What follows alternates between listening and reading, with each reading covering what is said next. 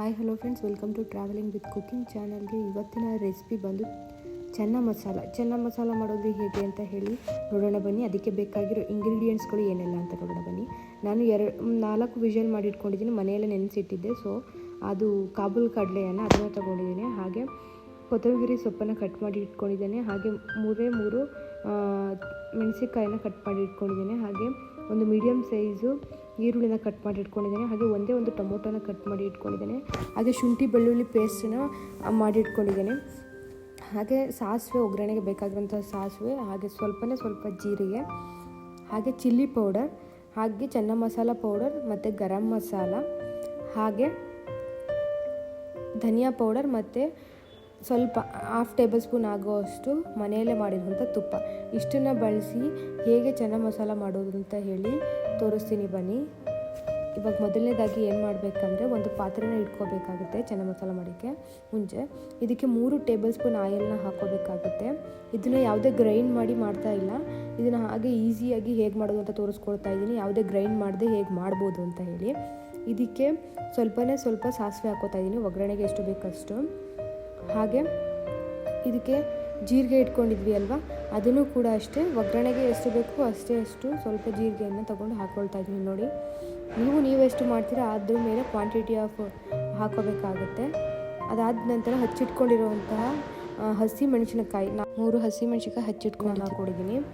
ಈಗ ಇದಕ್ಕೆ ನಾನು ತುಪ್ಪ ತೊಗೊಂಡಿದ್ದೆ ಅಲ್ವಾ, ಸೊ ಆ ತುಪ್ಪನ ಹಾಕ್ಕೊಳ್ತಾ ಇದ್ದೀನಿ. ಇದು 1/2 ಟೇಬಲ್ ಸ್ಪೂನ್ ಆಗೋಷ್ಟೇ ತೊಗೊಂಡಿದ್ದು, ಸೊ ಅಷ್ಟೊಂದು ಮಾತ್ರ ಹಾಕ್ಕೊಳ್ತಾ ಇದ್ದೀನಿ. ತುಪ್ಪನೂ ಹಾಕ್ಕೊಂಡ್ರು ಚೆನ್ನಾಗಿರಲ್ಲ ಅಷ್ಟೊಂದು ಡ್ರೈ ಆದಾಗ, ಸೊ ಅದಕ್ಕೋಸ್ಕರ. ನೋಡಿ, ಇವಾಗ ಅದಕ್ಕೆ ಕಟ್ ಮಾಡಿ ಇಟ್ಕೊಂಡಿರೋಂಥ ಆನಿಯನ್ನ ಹಾಕ್ಕೊಳ್ತಾ ಇದ್ದೀನಿ. ಮೀಡಿಯಮ್ ಸೈಜ್ ಆನಿಯನ್ ಕಟ್ ಮಾಡಿ ಇಟ್ಕೊಂಡಿದ್ದೆ, ಅದನ್ನು ಹಾಕ್ಕೊಂಡಿದ್ದೀನಿ. ಹಾಗೆ ಒಂದು ಟೊಮೊಟೊನ ಕಟ್ ಮಾಡಿ ಇಟ್ಕೊಂಡಿದ್ದೆ, ಅದನ್ನು ಕೂಡ ಹಾಕ್ಕೊಂಡಿದ್ದೀನಿ. ಈಗ ಇದನ್ನು ನೀಟಾಗಿ ಫ್ರೈ ಆಗೋವರೆಗೆ ಬಿಡಬೇಕಾಗುತ್ತೆ. ಇದನ್ನು 3 ಇಂದ 4 ನಿಮಿಷ ಫ್ರೈ ಮಾಡ್ಕೊಳ್ಳಿ, ನೀಟಾಗಿ ಬ್ರೌನ್ ಕಲರ್ ಬರೋವರೆಗೂ. ಈಗ ನೋಡಿ, ನೀಟಾಗಿ ಫ್ರೈ ಆಗ್ತಾಯಿದೆ. ನೋಡಿ, ಫ್ರೈ ಆಗ್ತಾಯಿದೆ, ಈಗ ಆಗಿದೆ. ಸೊ ಇದಕ್ಕೆ ಸ್ವಲ್ಪನೇ ಗರಂ ಮಸಾಲ ಹಾಕ್ಕೊಳ್ತಾ ಇದ್ದೀನಿ. ಗರಂ ಮಸಾಲ ಪೌಡರ್ ಟೀ ಸ್ಪೂನಷ್ಟು ಹಾಕೋತಾ ಇದ್ದೀನಿ. ನಾನು ಅಂದರೆ ಪ್ಯಾಕೆಟಲ್ಲೇ ಹಾಕೋತಾ ಇದ್ದೀನಿ. ನೀವು ಅಳತೆ ಬೇಕು ಅಂದರೆ ಟೀ ಸ್ಪೂನಷ್ಟು ಹಾಕೋತಾ ಇದ್ದೀನಿ. ಹಾಗೆ ಇದು 1 ಟೇಬಲ್ ಸ್ಪೂನಷ್ಟು ಶುಂಠಿ ಬೆಳ್ಳುಳ್ಳಿ ಪೇಸ್ಟ್.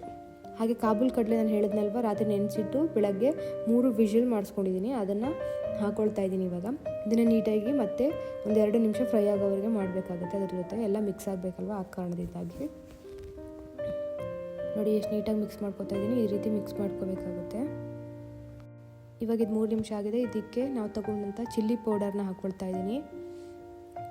1 ಟೇಬಲ್ ಸ್ಪೂನ್ ಆಗೋಷ್ಟು ಚಿಲ್ಲಿ ಪೌಡರ್ನ ಹಾಕ್ಕೊಂಡಿದ್ದೀನಿ. ಹಾಗೆ ಇದಕ್ಕೆ ಚೆನ್ನ ಮಸಾಲ ಪೌಡರ್ ಹೇಳಿದ್ನಲ್ವ, ಚೆನ್ನ ಮಸಾಲ ಪೌಡರ್, ಅದನ್ನು 1 ಟೇಬಲ್ ಸ್ಪೂನ್ ಕಂಪ್ಲೀಟ್ ಆಗೋ ರೀತಿ ಹಾಕೋತಿದ್ದೀನಿ ಪೂರ್ತಿ.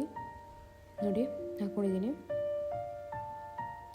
ಹಾಕೊಂಡ ನಂತರ ನೆಕ್ಸ್ಟು ಧನಿಯಾ ಪೌಡರ್, ಅದನ್ನು ಸ್ವಲ್ಪ ಧನಿಯಾ ಪೌಡರ್ನ ಹಾಕ್ಕೊಳ್ತೀನಿ. ನೋಡ್ತಾ ಇದ್ದೀರಲ್ಲ, ಸ್ವಲ್ಪ ಧನಿಯಾ ಪೌಡರ್ ಹಾಕ್ಕೊಂಡು ಇದನ್ನು ನೀಟಾಗಿ ಮಿಕ್ಸ್ ಮಾಡ್ಕೋಬೇಕಾಗುತ್ತೆ. ನೋಡಿ, ನೀಟಾಗಿ ಮಿಕ್ಸ್ ಮಾಡ್ಕೋಬೇಕು ಈ ರೀತಿ. ಇದು ಮಿಕ್ಸ್ ಆದ ನಂತರ ಇದಕ್ಕೆ ಏನು ಮಾಡಬೇಕಂದ್ರೆ, ಇದರಲ್ಲಿ ನಾನು 1/2 ಲೋಟ ವಾಟರ್ ತೊಗೊಂಡಿದ್ದೀನಿ, ಅದನ್ನು ಹಾಕ್ಕೊಳ್ತಾ ಇದ್ದೀನಿ. ಯಾಕಂದರೆ ಅದು ನೀಟಾಗಿ ನಾವು ಹಾಕಿರುವಂತಹ ಸ್ಪೈಸೀಸ್ ಎಲ್ಲ ಅದಕ್ಕೆ ಇದಾಗಬೇಕಲ್ವ, ಹೊಂದ್ಕೋಬೇಕಲ್ವ, ಸೊ ಆ ಕಾರಣದಿಂದಾಗಿ ಅದನ್ನು 3 ರಿಂದ 4 ನಿಮಿಷ ಕುದಿ ಬರೋವರೆಗೂ ಬಿಡಬೇಕಾಗುತ್ತೆ. ನೋಡಿ, ಈಗ ನೀಟಾಗಿ ಮಿಕ್ಸ್ ಆಗಿದೆ. ಇದನ್ನು 3 ರಿಂದ 4 ನಿಮಿಷ ಕುದಿ ಬರೋವರೆಗೂ ಬಿಡಬೇಕು. ಕುದಿ ಬಂದ ನಂತರ ಈ ಥರ ಆಗುತ್ತೆ. ನೋಡಿ, ಗಟ್ಟಿಯಾಗಿದೆ. ಸೊ ಇದಕ್ಕೆ ರುಚಿಗೆ ತಕ್ಕಷ್ಟು ಉಪ್ಪನ್ನು ಹಾಕ್ಕೋಬೇಕಾಗುತ್ತೆ. ರುಚಿಗೆ ತಕ್ಕಷ್ಟು ಉಪ್ಪು ಹಾಕಿದ ನಂತರ ಇದನ್ನು ನೀಟಾಗಿ ಮಿಕ್ಸ್ ಮಾಡ್ಕೋಬೇಕಾಗುತ್ತೆ. ನೋಡಿ, ನೀಟಾಗಿ ಎಷ್ಟು ಗಟ್ಟಿಯಾಗಿದೆ. ಇದಕ್ಕೆ ಏನು ಮಾಡಬೇಕಂದ್ರೆ, ನೀವು ಹಚ್ಚಿಟ್ಕೊಂಡಿದ್ದಂಥ ಕೊತ್ತಂಬರಿ ಸೊಪ್ಪನ್ನು ಹಾಕ್ಕೊಂಡ್ರೆ ಫೈನಲಿ ಚೆನ್ನ ಮಸಾಲ ರೆಡಿ. ನಾನು ಮಾಡಿದ ಚೆನ್ನ ಮಸಾಲ ನಿಮ್ಗೆ ಇಷ್ಟ ಆಗಿದ್ರೆ ನನ್ನ ಚಾನಲ್ನ ಸಬ್ಸ್ಕ್ರೈಬ್ ಮಾಡಿ, ಪ್ಲೀಸ್ ಸಪೋರ್ಟ್ ಮಾಡಿ. Thank you.